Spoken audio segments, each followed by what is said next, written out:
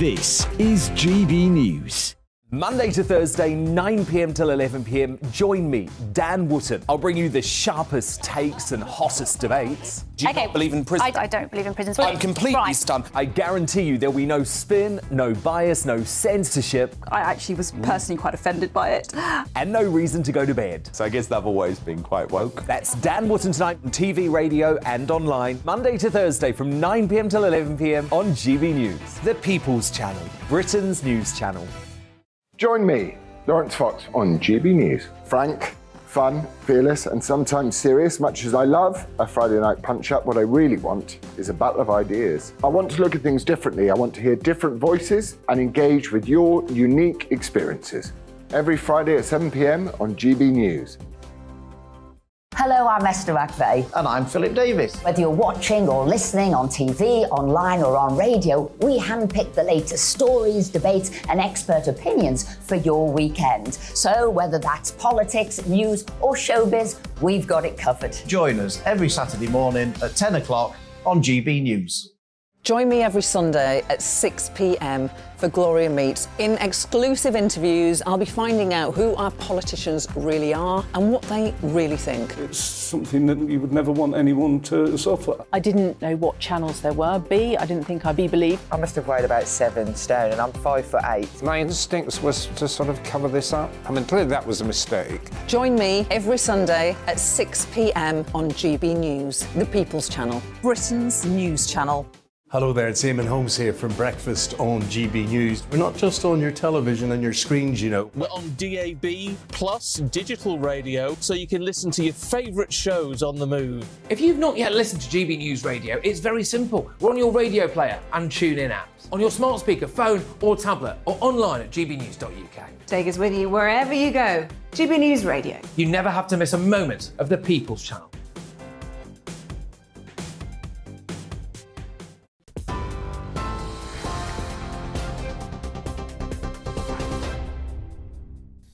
Hi there, good evening. I'm Aaron Armstrong in the GB newsroom. The Duke of Sussex has accused his family of getting into bed with the devil to rehabilitate their image and accused the King of sacrificing Harry's interests in favour of his own. In his first broadcast interview promoting his controversial memoir on ITV, Prince Harry insisted his family have been briefing the press for well over a decade, including stories about him and Meghan. He also accused senior royals of being complicit in the pain and suffering he and Meghan were experiencing and in the conflict the media created. You know, for the last however many years, let's just focus on the last 6 years, the level of planting and leaking from other members of the family means that, in my mind, they have written countless books. Certainly millions of words have been dedicated to trying to trash my wife and myself to the point of where I had to leave my country. Well, Prince Harry also says he is 100% sure there can be a reconciliation with the royal family, despite the damning accusations in his memoir, but says an olive branch has not been extended. Well, they've shown absolutely no willingness to reconcile up until this point. And I'm not sure how honesty is burning bridges. The Prime Minister has indicated he's willing to address nurses' demands for more money and has declined to rule out reopening this year's pay deal. Speaking to the BBC, Rishi Sunak accepted the NHS is under enormous pressure. Strikes by nurses and ambulance drivers are scheduled to go ahead later this month. However, the Royal College of Nursing has urged Downing Street to meet the union halfway in its demand for a 19% pay rise. Hundreds of supporters of Brazil's former far-right president, Jair Bolsonaro, have invaded the country's Congress, Supreme Court and presidential palace. It comes a week after the inauguration of Brazil's new left-wing president, Lula da Silva. Bolsonaro's extremist supporters are refusing to accept he lost October's election, drawing comparisons with the January the 6th storming of the US Capitol following Donald Trump's defeat. President Lula says the rioters will be held accountable. Ukraine's dismissed a Russian claim that its forces killed 600 Ukrainian troops in the eastern city of Kramatorsk. Moscow claimed their attack hit buildings serving as temporary accommodation for Ukrainian personnel in retaliation for a strike that killed dozens of Russian soldiers on New Year's Day. Local residents, though, say no buildings were damaged, and the mayor of Kramatorsk says no casualties have been reported. TV, online and DAB plus radio, this is GB News. Now it is time for headliners.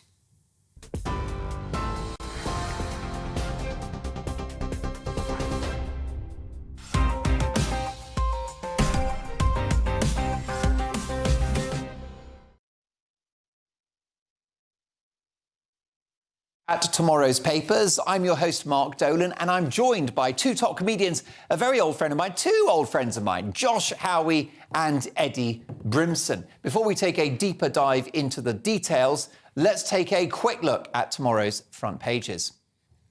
Monday's Mail. Let's take a look at this. We'll just load the image. It's, of course, about Prince Harry. There's only one show in town, and it's that explosive interview on ITV. Harry, my family helped drive out Meghan. Let's go to the Telegraph now. William and Kate stereotyped, Meghan claims Prince Harry. Monday's Eye, quarter of adults go to A&E as they can't get GP appointment. Monday's Guardian now, PM looks at one-off cash offer to end nurses' strike. We've got the FT, UK bolster military ties with Japan to counter Pacific threat from China. Monday's Mirror, one rule for the Rishi. And the Metro, £2.5 million May payday. Monday's Daily Star, caveman bald cure, yabba dabba hairdo. And those are your front pages.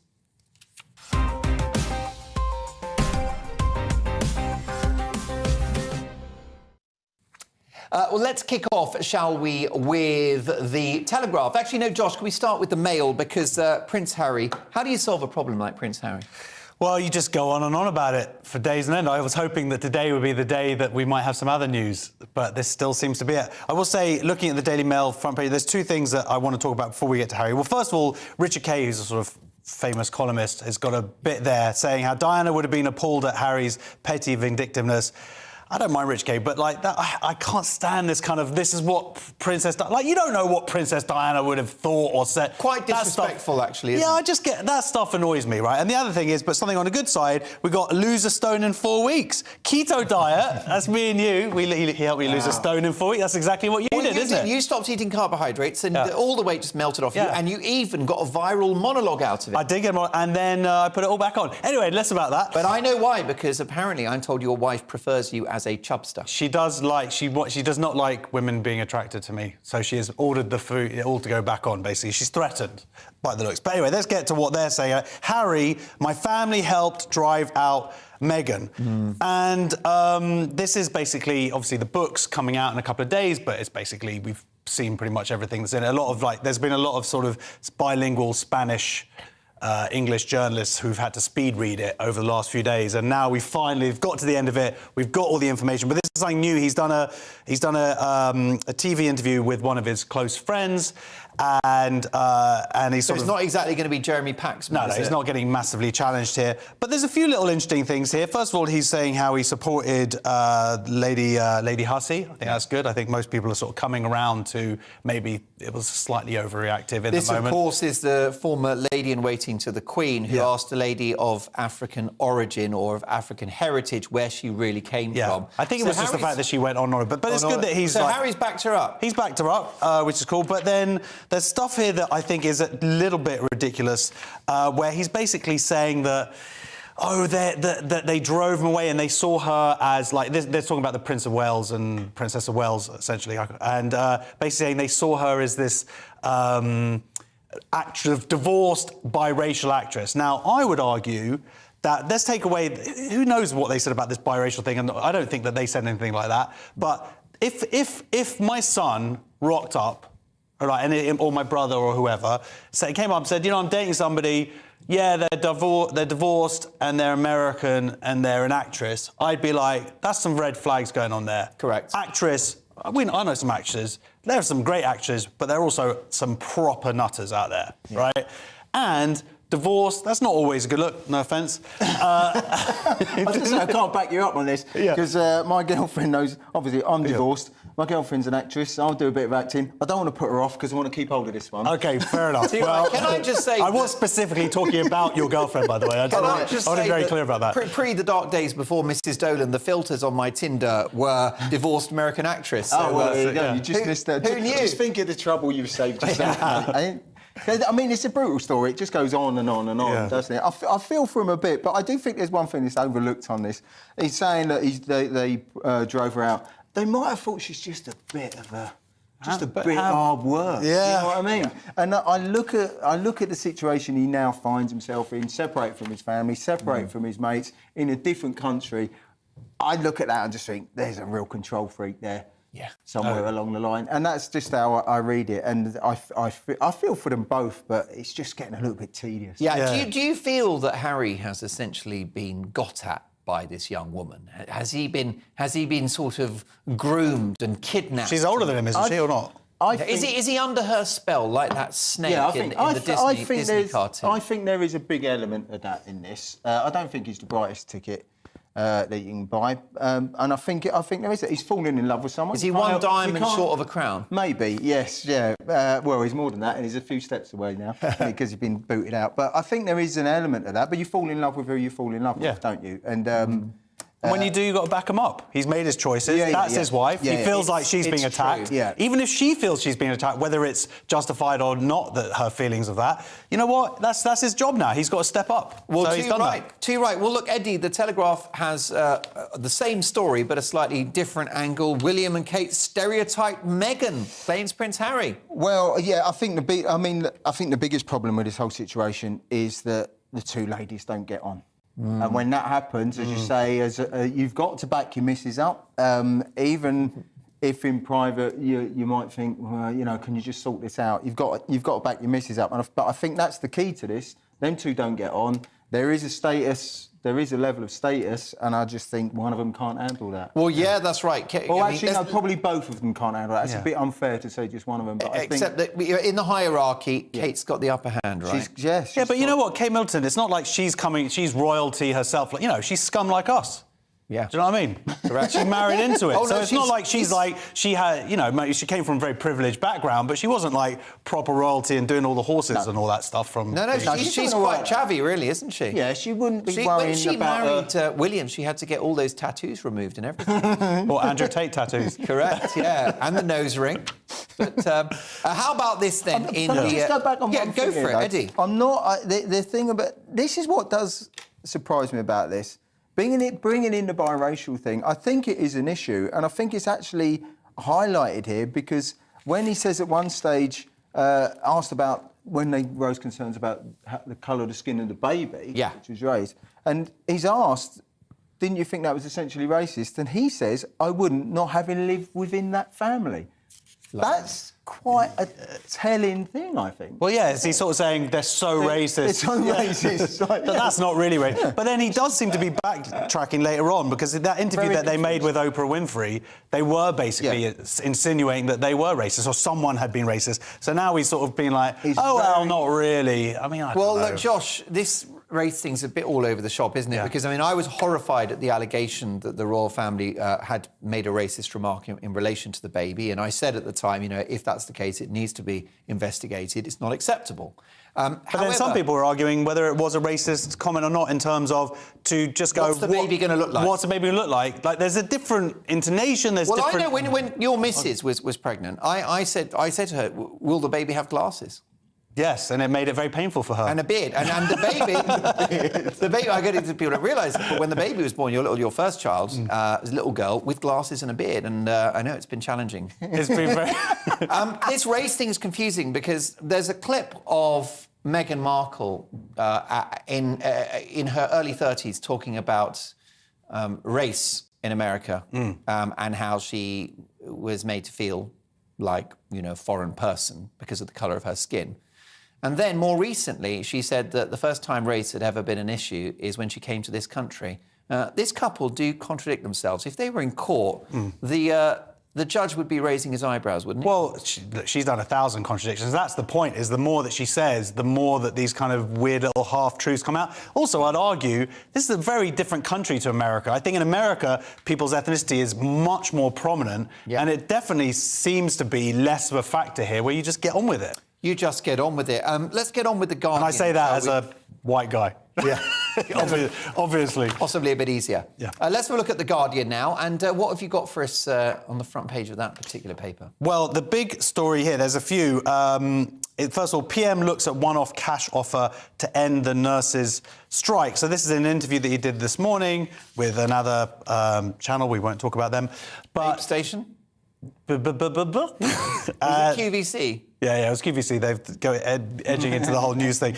And he's basically said that he was open to now talking about their wages. Now, Pat Cullen, who's the General Secretary of the Royal College of Nurses, before Christmas, she was called in to meet with the government, and basically the government, I heard her in an interview, and she was just really frustrated after. She's like, every time she brought up pay, they just refused to actually engage with her in any way about it.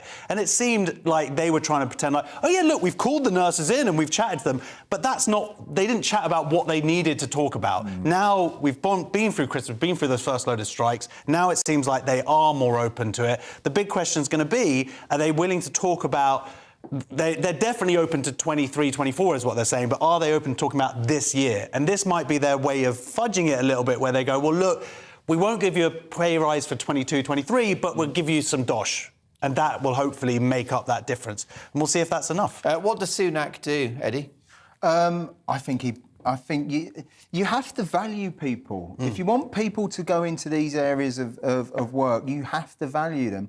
And the health service is really, really important. The work that these people do, as was highlighted through the whole of the pandemic, and I know this keeps coming up, but everybody relied on them. Everybody came together to support them. And the second they start to ask for more money and be valued financially, don't want to know. And I think, I genuinely think, if you actually said to people, if we're going to put a penny on income tax to pay for the National Health Service, I think most people will go, do you know what, fair enough. Yeah. But they don't even need to. They've got the money. They should be giving it to them. And the fact is they're earning less than they did 10 years ago. And also, the crazy thing is they're probably going to sign this deal that was already essentially... The compromise is going to be like in Scotland, the nurses, they've already had a compromise. They didn't go through the strike. And this is probably the deal that they're going to end up signing, around sort of 9%, 10%.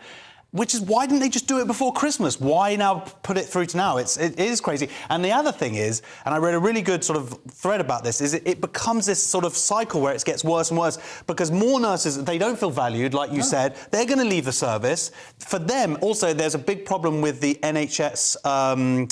like the pension scheme. It's basically less, it's not as good as it used to be. So now, a lot of nurses, and my mother-in-law's a nurse, they quit the NHS, they go on agency pay where they get way more money, they don't get the same stress and working overtime and all of that stuff. And there's no incentive for... And then it just makes the situation much, much worse. And that's what's been happening. They need to fix it. Has that not really been a policy to drive people into working into the No, I don't think it's been a policy. They've just been rubbish. Well, there's two ways of looking at that. I think it's also been a bit of a policy of a drive towards private healthcare for people, which is where they want... But this isn't private healthcare. This is like agency care. But... You mean patients?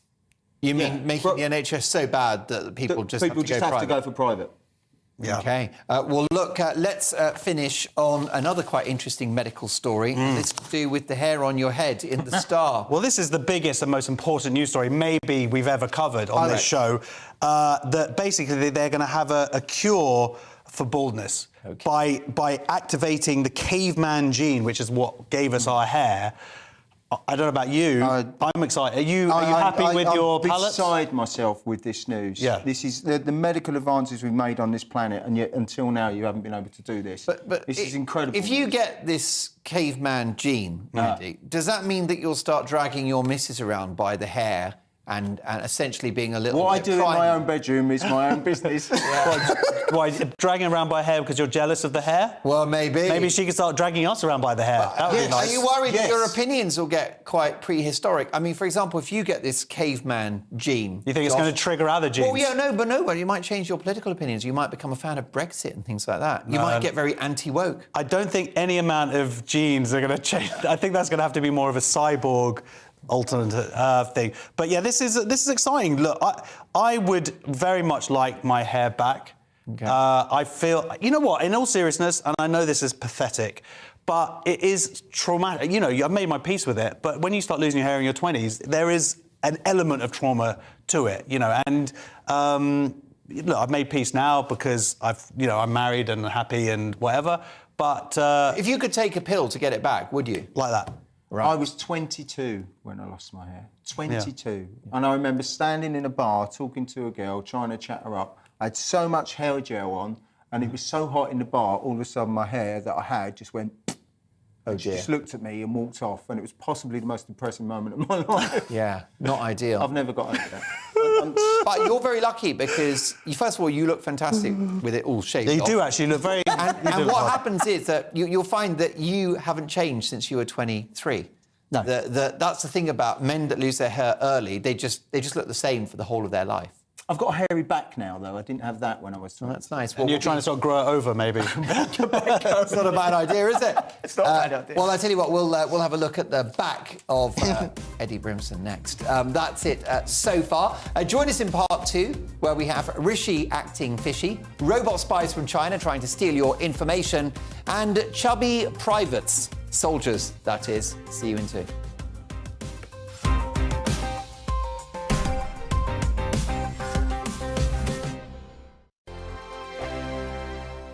We are GB News, and we'd like to say thank you to each and every one of you for bringing us your conversations, for helping our great nation find its voice. We are here for you on radio, television, and online, across England, Scotland, Wales, and Northern Ireland. It's not the BBC, you actually get your facts right. We are proud to be GB News, the People's Channel, Britain's news channel. Monday to Thursday, 9 p.m. till 11 p.m. Join me, Dan Wootton. I'll bring you the sharpest takes and hottest debates. Do you not believe in prison? I don't believe in prison. I'm completely stunned. I guarantee you there'll be no spin, no bias, no censorship. I actually was personally quite offended by it. And no reason to go to bed. So I guess they've always been quite woke. That's Dan Wootton tonight on TV, radio and online. Monday to Thursday from 9 p.m. till 11 p.m. on GB News. The People's Channel, Britain's news channel. Hello there, it's Eamon Holmes here from Breakfast on GB News. We're not just on your television and your screens, you know. We're on DAB plus digital radio, so you can listen to your favourite shows on the move. If you've not yet listened to GB News Radio, it's very simple. We're on your radio player and TuneIn apps, on your smart speaker, phone or tablet, or online at gbnews.uk. Take us with you wherever you go. GB News Radio. You never have to miss a moment of the People's Channel. Join me every Sunday at 6 p.m. for Gloria Meets. In exclusive interviews, I'll be finding out who our politicians really are and what they really think. It's something that you would never want anyone to suffer. I didn't know what channels there were. I didn't think I'd be believed. I must have weighed about 7 stone and I'm 5'8". My instinct was to sort of cover this up. I mean, clearly that was a mistake. Join me every Sunday at 6 p.m. on GB News, the People's Channel, Britain's news channel.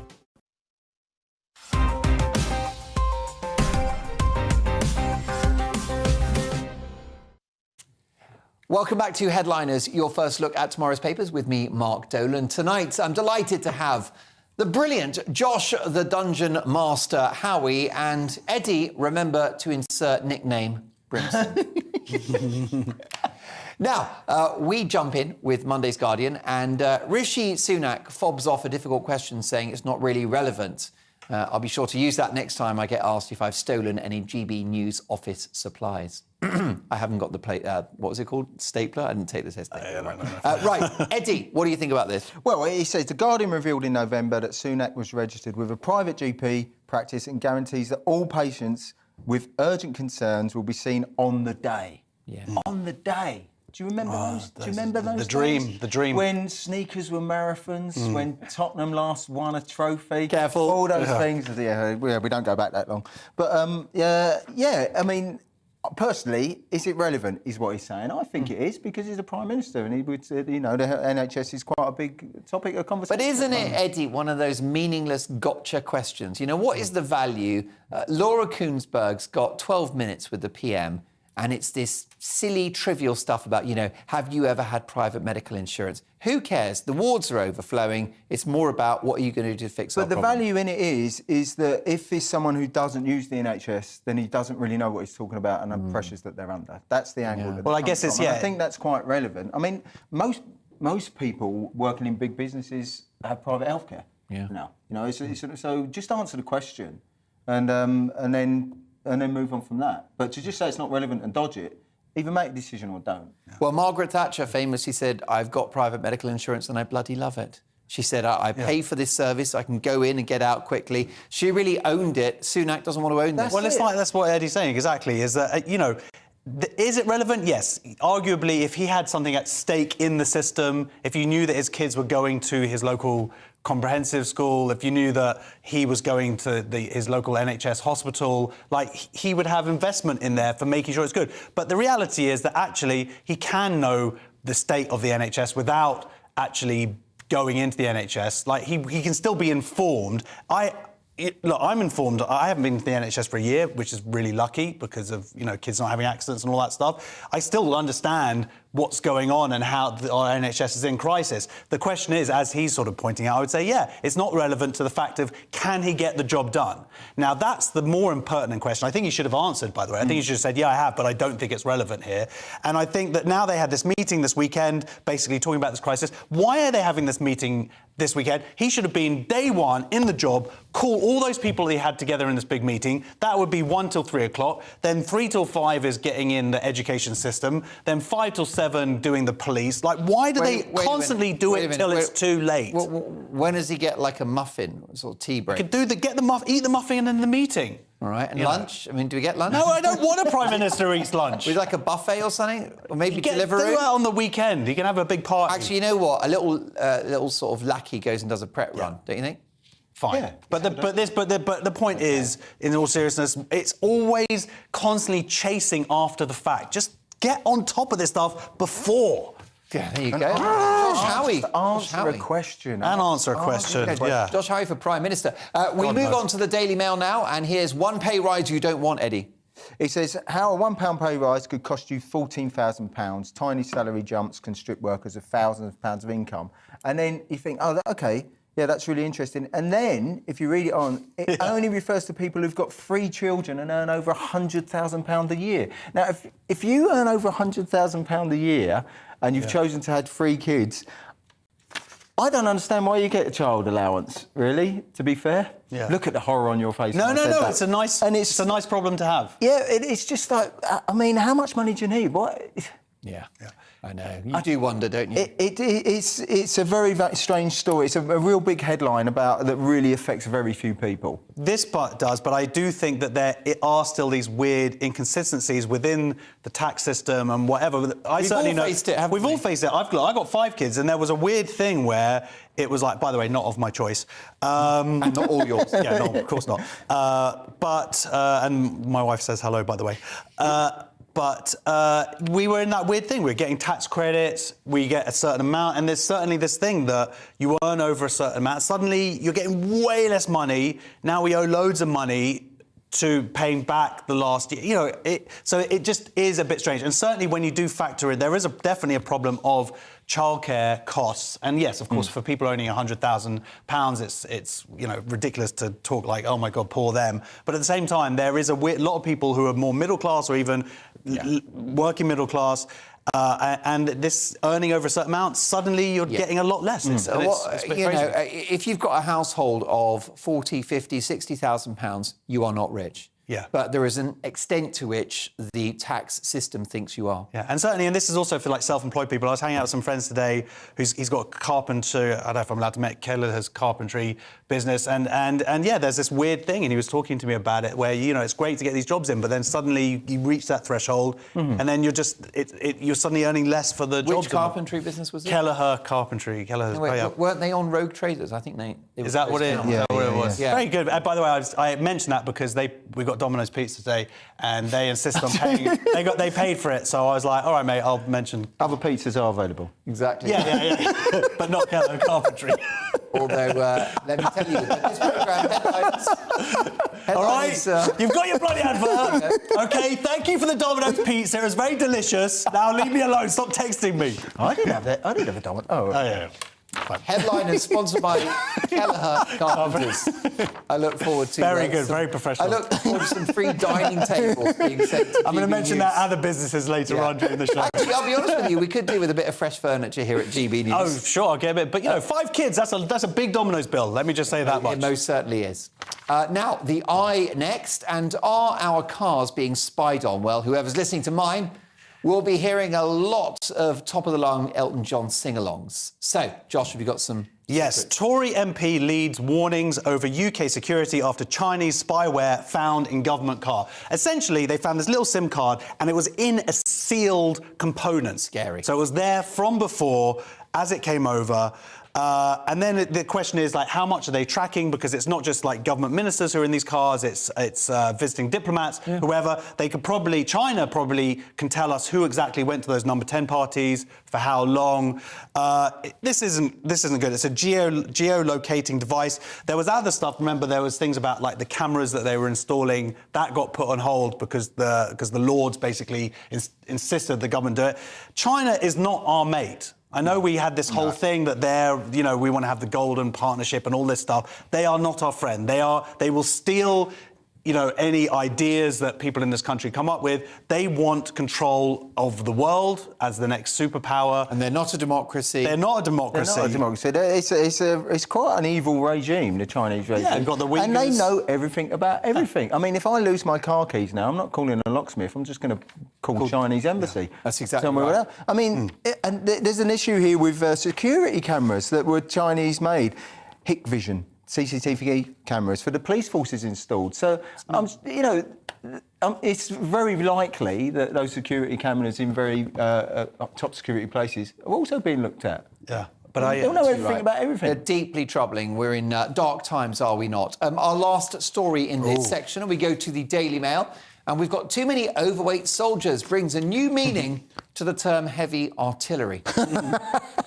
Very good. Thank you so much. A quarter Well done, of Britain's... Jonathan. Yeah. No, it was very good. A quarter of Britain's soldiers are classed as dangerously overweight in the past 5 years, and more than 5,000 have been discharged for being overweight and obese. One was a staggering 30 stone. Big Dave. I would use him as a bomb. Basically, I wouldn't. I'd just drop him as like a Dan Busters bomb. Correct. I mean, he'd be a pretty decent human shield as well, wouldn't he? Yeah, I think it's just a ploy. Family 4 behind him. They're cutting numbers, so they're just making them bigger, right? I think that's the ploy. But yeah, it's quite. I mean, this is Eddie. This is actually a national security concern, isn't it? Not only is obesity wrecking the NHS and affecting public health, but it's possibly making us less safe now. Well, it could be, but there's also there's a guy here, Farron Morgan. What a name, Farron Morgan, who's a lance sergeant in the Coldstream Guards. He said that people always talk about body positivity, being big is okay, and it's almost promoting obesity. Is the point of it, and I think there's an element of truth in that. Yeah. Certainly, the whole point of being in the army is you're meant to be fit. You're meant to be fitter and stronger than the other side, surely. It's like when you see fat coppers, you just think, oh, correct, right, you're never going to get There was a story just last week about cops being given XXL uniforms and how they're going to catch burglars. The other issue is healthcare workers. So there are huge levels of obesity among nurses, hospital porters and other medical professionals. Yeah, but obesity is a problem across our society, and processed food and whatnot. But certainly when you've got 1 in 4 of our armed services being obese, that's an immediate problem for our defences and whatever.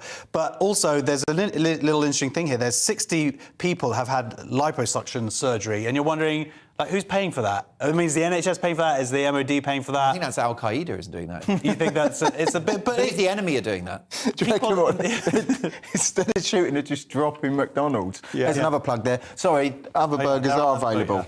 Right. But it's not good, and you're wondering, how does it get to that point? They can literally be ordered to eat less or to go on a run. How are the people who are in charge not going, wait a minute, mate, you're a bit fat, off you go, 20 miles, run around? There has to be a point when you go, you're 25 stone, maybe you need to get in the gym. Yeah. If you're a soldier. Well, yeah, I mean, that's it. It's a simple question. When do we wake up to this crisis? We're pretending like it's business as usual, and it's not. And it's not good for people's health. You know, it's OK, the body positivity thing is OK, but ultimately, it is not good for your health to be that big. It's just not. Did you see that thing was it 2 years ago, where the comic Sophie Hagen was basically complaining because they put out these adverts about cancer research, put out things saying that obesity is the second biggest cause of cancer, and she was like, this is body shaming, this is whatever. It's like they're trying to save lives. Save your life. Yeah. It was ridiculous. Like, this was like somehow they were bigots for it. Well, yeah, that's like lung shaming smokers, isn't it? That's ridiculous. That's what's next.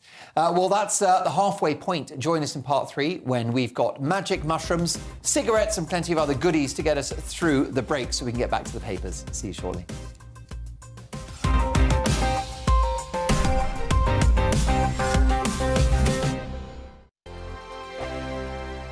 Monday to Thursday nights on GB News. At 6, it's Deebs & Co. 7 o'clock, Farage. At 8, join Mark Stein. And at 9, Dan Wootton Tonight, followed by Headliners. On TV, radio and online. This is GB News. We are GB News, the People's Channel. Why not take us home with you by visiting the GB News shop at gbnews.store. You'll find all the official merchandise, a really good present actually for yourself, your friends or your family. We ship across the UK mainland at no extra cost. GB News, the People's Channel. Here on GB News Live, we'll be keeping you in the picture, finding out what's happening across the country and finding out why it matters to you. We'll have the facts fast with our team of reporters and specialist correspondents. Wherever it's happening, we'll be there from 12 noon on TV, radio and online. GB News, the People's Channel, Britain's news channel. Monday to Thursday on GB News, it's Bev Turner Today from 10 a.m. We're going to be here for you, our GB News family, to keep you up to date, but also make you smile. The guy went from puberty to adultery. And I can't wait to bring a few of my own opinions. I have no time for cultural totalitarianism. We'll engage in passionate, but always polite debate, with your thoughts and opinions at the centre of it all. Only on GB News, the People's Channel, Britain's news channel. Hi there, it's Stephen and Anne. At breakfast from 6 a.m, you'll always be caught up with everything you need to know, the latest headlines, opinions and debates. We'll bring you the good news and the bad, but most of all, we're here for you. Remember, send in your views and let us know what you would like us to talk about. That's because we're your news channel. And every morning at 6 a.m, it's breakfast on GB News.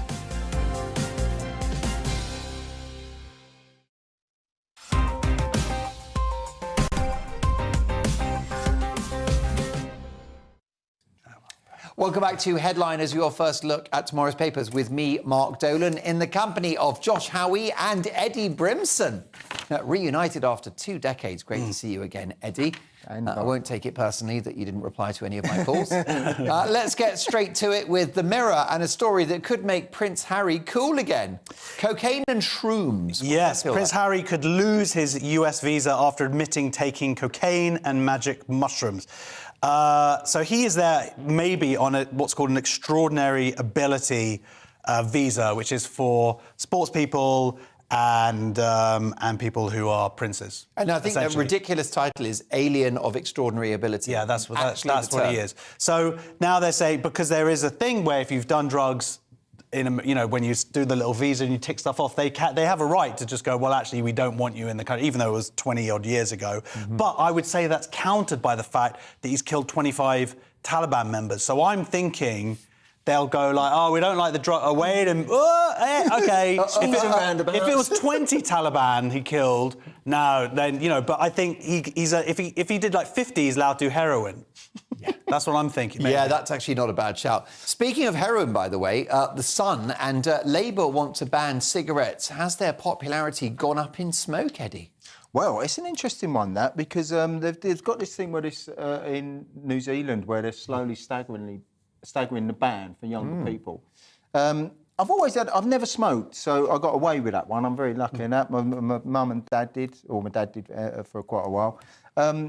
It's one of the few areas within the NHS that I just think, the damage smoking does to you. Yeah. Everybody knows the damage that smoking does. Yeah. And if you continue to do it, it's one of the few areas where I do honestly believe that if you're going to do that to yourself and you need treatment, that's down to you to take insurance out to pay for it. Yeah, it's not a bad shout. I mean, we don't want the nanny state, do we? We don't want any. Well, you know what? It's literal poison. I haven't smoked. I've never smoked either. I absolutely detest it. There was a big hoo-ha remember when they were like, oh, they're going to pull it from nightclubs and stuff. I was so happy. Like, when you're a stand-up and you get home and all your clothes stink and you could feel it inside you, and it was just like, they were like, all these businesses are closed. No, they didn't close. Yeah. And so I just think, you know what? Like you say, either pay for it yourself. It's costing the NHS billions. Yes, it raises billions also in tax revenue and whatnot. But people are literally dying. You know that it has this terrible thing on you. I personally think that this New Zealand thing is a good idea. Why do it? Like, we don't legalise other things that have this poisonous impact on you. But there are people who are against it, obviously. And the Tory MP Scott Benton has hit back saying, what price, liberty and freedom? What would a future Labour government also ban? Fatty foods, not a bad idea. Alcohol, no, we'll keep that. Gambling. and anything that we do stays. And he says the mind boggles. Now, I don't know what the mind boggles are, but they sound very painful to me. Well, exactly. Now, the mind boggles. That's something that we will reflect on in great detail. Our next story in The Guardian says we can't trust social media to diagnose ourselves. I agree. I did an online test and it said I was a Ross, where clearly I'm more of a Chandler. Which friend are you, Josh? I don't have any friends. This is actually really... I think you're like Jennifer Aniston. I'm actually Monica. This is actually a really important story. The major take is get kids off TikTok. This is the headline. Urgent need to understand link between teens, self-diagnosing disorders and social media use, experts say. There's a report that's come out in the Comprehensive Psychiatry that basically proves how all these kids, mostly girls, teenage girls, have started exhibiting and have self-diagnosed as having tics, i.e. like moving the hands or doing the stuff, and it's come from an increase of these videos on TikTok. They don't actually have the condition because it doesn't present in the traditional way of it. They're literally copying it. And it's proof that this is a social contagion at work here that works through social media. They're talking about the impact of, like, as we proved in the past, anorexia, like there are spikes over time. There was self-harming like 10, 15 years ago. What this article doesn't talk about is the phenomenon of people coming out as non-binary and trans, and how that is part of this idea of people going online, finding these videos, and essentially doing it because of underlying feelings of anxiety, depression, low self-esteem. It's all tied in together. And when you're young, you know, your body's up to all sorts of things. Your mind's all over the shop. There's a terrible quote here. It says the uptick has coincided with increasing numbers. Uptick. Bad choice of language there. But it's a real problem with social media that kids see this stuff and all of a sudden they think they've got this, they've got that, they've got the other. Yeah. Self-diagnosing. It's not just people going on the internet and self-diagnosing is a very dangerous business, dangerous place to be in. Yeah, but it's mimicry and it's having an adverse impact on, like I said, most of these are young teenage girls. It's a very difficult time. And there's a really good book called Irreversible Damage, which talks specifically about this phenomenon, and it really needs to be examined and looked into. There are going to be a lot of very damaged kids in about 15, 20 years' time. Where there's a lot of stuff going on at the moment where kids are confused now, but they think they're not alone, and they feel they've got something that they don't necessarily have, and I think it's stacking up a huge amount of problems for the future. Well, I do agree with you there. I think a scandal awaits us. The Daily Mail now, and tell us about blurry photos. Eddie. Oh, it says unflashy photographs. Gen Zers are dumping smartphones in favour of digital cameras from the early 2000s because they love the blurry, overlit snaps they produce. Now, you know, it's really funny. It's a really trendy thing to sort of have hooked into. It says here, Sadie Greystoser uploaded a fun pic with her friends reading tarot cards, which received 184 million views. Why is anyone looking at someone else's... 184 million people look. Get your own friends. Yeah. Get your own friends. But it's just another for you trend. To say. And it says here. I mean, it'll die out. It'll die out. It's just another little fad people are going through. Someone said that it helps them feel like taking photos on an old camera helps them feel like they're off grid. You've still got to cut a boots to get them developed. You know, you're not off No, but grid. that's the thing. These are like the digital cameras, like those from the 2000s, and that's what's interesting is that what we take as like fact from our lives, suddenly they're writing articles about how it's come back round again. You're like, when did it go? How am I old enough that stuff is coming back around? That's what's terrifying. I love all these trends. I used to live in Brighton, and there was a little group of people who used to walk out. They dressed like they was from the 50s, and they used to carry typewriters. And it was just like, it's never going to catch on. No matter how long you do this, it's just you 7 or 8 people. And then they started doing the comb over as well, and it's like, do you know what? Just give up. It's not going to happen. No, it ain't. And this will die. It's just I mean, a smartphone can put all these effects on any photo anyway. True. Josh, can we close out this part on gender-neutral Oscars? Oi, oi, oi. Sam Mendes. They are gender-neutral, because I've seen the Oscar. There's no Willy on there. Well, I mean, it's comparative, mate. Sam Mendes, who is an Oscar-winning director himself for the very overrated American Beauty. Rubbish. Yeah, it's not a great movie. His Bond film was good, though, wasn't it? One of them was okay. Sam Mendes says having gender-neutral awards at Oscars is inevitable. I don't think that that's necessarily true. I hope not. He's talking in relation to the Crown star Emma Corrin, who identifies as non-binary, uses the pronouns they, them, and that is essentially her belief. That's totally fine, but she's not a they, them. That's maybe how she identifies. She is a biological woman. Now, obviously, there aren't going to be any mixed sex award. I don't like the term gender anyway. Let's talk about sex here. We're talking about, you know, there's no mixed sex award for best director, best things like that. The question really becomes, is there a difference between male actors and female actors? You're an actor. What do you think? Do you think that they should? No. So do you think that they should be judged on the same criteria? So we shouldn't have. But I mean, really, it's an opportunity to give more awards, because instead of having 2 awards, best supporting actor, best supporting actress, we worked together at Sky Movies back in the day. It gives you 4 awards, so more people are celebrated, more people get to hear about these films. So it's good for that sense, you know. Yeah, I can see where you're coming from there. They don't like the term actress. Don't use the term actress anymore. No, because they're crazy. That's well gone. But I think, yeah, if you've got a best female actor, best male actor. You don't think it's bad? So you don't think they should merge it? I don't necessarily think it's. I don't think it's necessary. Well, it's fewer opportunities for women, isn't it? If you get rid of the Best Actress award, then that's another attack on women. Yeah, and so they could say it's equal opportunities. Yeah, but you see, but they did the same thing with, I believe, the British Music Awards, which I can't remember off the top of my head what they are, because the Brits. I'm that uncool. Yeah, Brits. That's how uncool I am anymore with my little digital camera. But they were pointing out that when they did that, most of the awards went to men. So yes, it's less exposure for female talent. Indeed so. The world's gone mad. And that is it for part 3. But coming up, we have naked old people, very cheap sex workers, and also some news stories. See you shortly.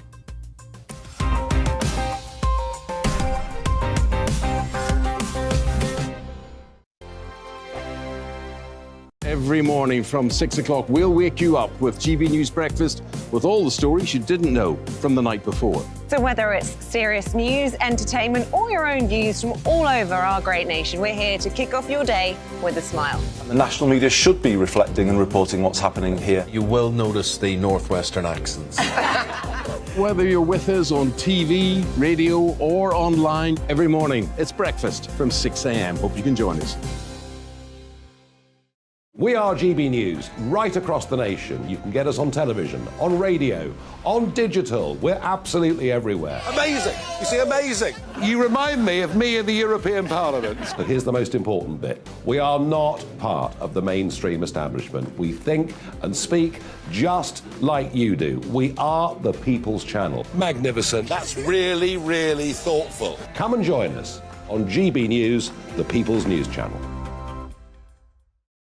My name's Tom Harwood and join me 9:30 a.m. every weekday for The Briefing, your one-stop shop for everything you need to know about what's going on in politics today. I wonder if this is a deal that might need to be like the biscuits in this factory, twice baked. Is there not an opportunity here to win out against the extremes? Tom Harwood, GB News. What are you going to do about it? Things should have been done differently, and they certainly are being done differently. Don't miss it. The Briefing with me, Tom Harwood, 9:30 Monday to Friday on GB News. Join me, Nana Akue, Saturday and Sunday afternoons on GB News. Expect fiery debate and passionate discussion as me and my panel tackle some of the biggest topics hitting the headlines. It's a place for everyone's opinion. No one gets cancelled, but no one gets an easy ride. Oh, she's on it today! Be ready for conversations that are fierce, frank, and of course, fun. Every Saturday and Sunday afternoon from 4 p.m. on GB News, the People's Channel.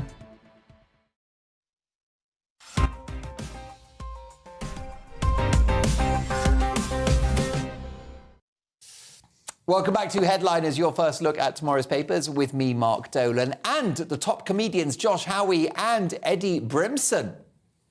Let's get straight back into it. And we start with Monday's Sun, and a huge pile of junk will crash land to the earth. Judging from the views, it's landed in the Talk TV studio. Eddie, oh, don't burn any bridges, Mark. NASA warns that a dead 2.5 space junk satellite is to crash on Earth today, and they don't know where it will land, right? So hopefully it'll hit the Kremlin with a bit of luck. But it says the Earth radiation budget satellite is expected to plummet from the sky on Sunday night, give or take 17 hours. Give or take 17 hours. Now, that sounds like a Southern Trains announcement to me. Yeah. You got surely they've got an idea. This is when you want China to be on board. Yes. They know exactly well, what they put that, have a little SIM card on it. Yeah. And they'll know exactly where it's going. But I also like the Earth radiation budget satellite. Why are you putting budget? That's why it's falling down. Put what you want, the Earth radiation really excellent, loads of money satellite. The EasyJet satellite. Josh, staying on low budget, can we talk about sex workers, please, in the Metro? We can always talk about sex workers. Although, interestingly, as someone who's now up on my different feminist positions and first wave, second wave and all of that, sex work is a very controversial job description because some people get very upset and say that you shouldn't be calling it sex workers because arguably is it a choice for them? You know, it's a way of justifying people working in that industry when really they have no economic... Calling it a job when they're a victim. Yeah, exactly. That's the idea. So the headline is, we have to offer more for less because we don't have any other options. How the cost of living crisis is affecting sex workers in the UK. Wow. Yes, it is interesting to hear, and sex workers, I believe, in this article anyway, includes strippers. So the idea is, obviously, it closed because of COVID, all the strip clubs, which were, probably thinking about it, strip clubs and comedy clubs were the sort of the first things to close, the last things to reopen again. Although the difference is that now with cost of living crisis, things have come back, but not to the same level that they were before. This follows a few people with someone working here in a charity sector and how she has to basically finish work and then go off and be a sex worker or be a prostitute, essentially, to survive. Now, the question is, how much of it is for her survival and how much is it for her to maintain a lifestyle? This is where the argument would come in, one person's survival is not the same. If they're literally, but they are talking about here, some sex workers, people going back into sex work because they're literally And also starving. girls working in, like, strippers and dancers, then having to move into a much darker area of that industry. It's a really desperately sad story, this, that we're in a situation where people have to do this just to stay afloat. It is, it's a shocker. Next up, Monday's Guardian, and it's time for the naked truth about naturism. Tell me about this, Eddie. I love this, right? A new start after 60. I became a naturist at 75 and it felt like freedom. Now, as a man who's less than 2 years away from being 60, this absolutely How is that appeals possible? to me. Bull don't crack, mate. Yeah, bull don't crack. But it's one of the gifts of getting old. You don't care anymore. And this fella, it turned out, he went to a life drawing class, saw a bloke sitting there, and he was very impressive how his position didn't change. He says, now, when you get to my age, it doesn't move as quickly as it used to anyway, so that's probably why I did safe. it. And then he went round the woman who held the class's house, which was a bit dodgy, and he did it for the first time. And he likes getting it out and flashing it about. His missus ain't into it. By the way, he's 86 years old. He's basically the Captain Tom of the nudist or whatever. His name's Stuart Hayward. I'd just like to say, Stuart, he's a naturist. Stuart, if you love nature, you want to get out there, may I recommend kickback camping vans? Oh, is that right? Yeah. Okay. Well, but wear a towel under the upholstery, please. Another plug. Another plug. Let's head over to the Daily Mail now, fully clothed, and there's another story on contentment. Are you happy now, Josh? You know what? I am happy. And the headline is, happiness is making every minute count. There's a simple science to contentment. It's about reframing your time around life's little pleasures. This is basically an advertisement for a book, but actually sounds like quite a good book called Happier Hour. It's been a bit of a hit in America. But you know what? There's stuff in here that I fundamentally agree with, even though this is essentially an advert. But one of the things she said, the secret is to have 2 to 4 hours or 2 to 5 hours of discretionary time a day, i.e. to focus on the things that you enjoy, hobbies and whatnot. Any less than that, you feel stressed. Any more than that, you're going to feel aimless. So that is one of the good bits of advice. The other good bit of advice is to say is bundling, where you do the thing that you don't want to do, ironing or whatever, and you mix it with something that you do want to do. Like, so if you're doing the school run, which I do every day, it's like, I'll put on a podcast. So you mix these things up and suddenly it becomes less painful. Yeah, but I get all that. But she said, there's the woman who writes the book, she says, I've always been happy. I don't trust that. You don't trust happy people? No one's always been happy. And then later on, she says that she got ditched by a prospective husband 2 weeks before the wedding, and it was the first time. And that's the first bit of this that made me feel happy. And she said that when you realise that time's precious, we're more likely to be happy by the simple, even boring things. Well, if time's precious, why would you want to do boring things? Yeah, but you don't. It's not that you want to. Yeah, but you want. But you don't have no choice. I thought that was a really good bit of advice. It said she worked out she has 65 more times of walking her child to school. Anybody's walked kids to school is incredibly annoying, and you stress about the jacket, and they're doing detours, and you're having to make like insane conversations and whatnot. And when you start thinking, wait a minute, I've only got a few more of these. You start actually going, wait a minute, I'm actually going to really, rather than rush him along, I'll enjoy this. She clearly never watches Watford FC, because I've got about another 10 years of that. Oh, really? It's too painful. It's too painful. Not making. Well, there you go. That's your secret to happiness. Stop it. It's despair. Well, look, I despair because we're on to our last story. And this one is quite interesting, and it's about how dates are getting cheaper. Tell me more. Well, it says here that people are now doing their dates rather than having an expensive meal, they're going for a coffee or a walk, which is kind of old school, really. I mean, I've never had to do the dating thing, or I've never done it. So women just throw themselves at you, right? No, it's not that. I've met people old school. I've always met people in bars. My partner at the moment, my beautiful Louise, we both work in the same industry. We got to know each other like that. So I'm more of a face-to-face, always been a face-to-face person. But they're saying Zoom dates. I mean, what if, it's like roulette, isn't it? What if you get the old naturist fella pop up? And when I say pop up, I mean pop up.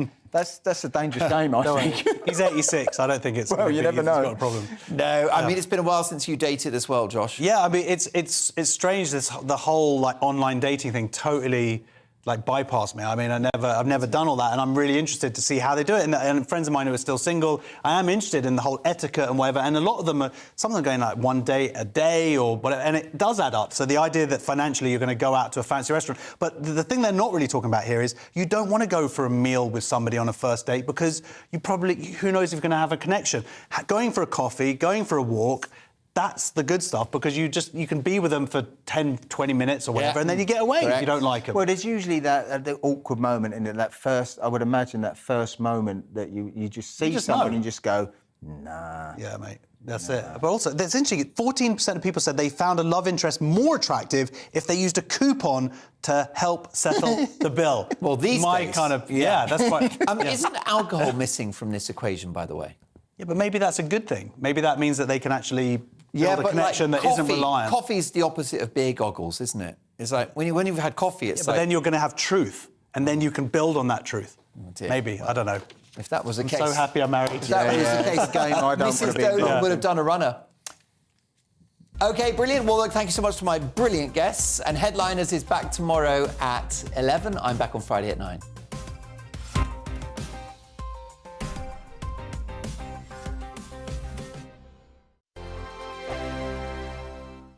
I'm Mark Dolan. Join me at 11 on GB News for Headliners, in which I'll be joined by two of the UK's top comedians discussing tomorrow's papers. If it's an important story, we'll cover it, but we'll have some fun along the way. Headliners, the late-night paper review that won't send you to sleep like the others will. 7 nights a week at 11 p.m. on GB News.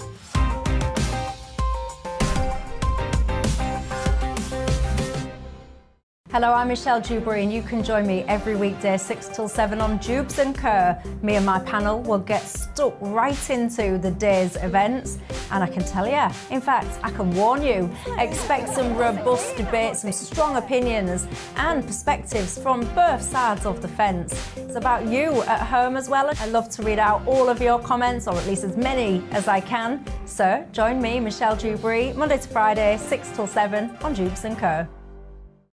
I'm Mark White. As GB News Home and Security Editor, I cover those key issues that are so important to you. Our authorities, our communities doing all they can to combat violent crime. With the public services under unbearable strain, why are we still failing to control our borders? Defence, the first priority of any government, has been continually hollowed out. Can we trust our politicians to protect the armed forces? Join me, Mark White, on GB News. We are GB News, the People's Channel. And right across the United Kingdom. You can find us on Sky Channel 512, Virgin Media Channel 604, Freesat Channel 216, Freeview Channel 236, and YouView Channel 236. You can also take us with you on DAB+ radio, with the GB News app, and at the website gbnews.uk. We're absolutely everywhere. Come join us on GB News, the People's Channel, Britain's news channel. Join my show Farage, 7 p.m. till 8 p.m. Monday through Thursday, and there you will get opinion, analysis, debate, and I'll cover stories that nobody else dares to touch. You've been cancelled. Join the club. Oh my goodness me. And then for the last 15 minutes, talking pints. We're over a drink. We have a civilised conversation with someone. We very often disagree, but we do it in a grown-up way. Come and join me on Farage. Monday to Thursday on GB News, it's Bev Turner Today from 10 a.m. There's never been a more interesting but also critical time in British politics, and I can't wait to bring you the biggest stories of the day with the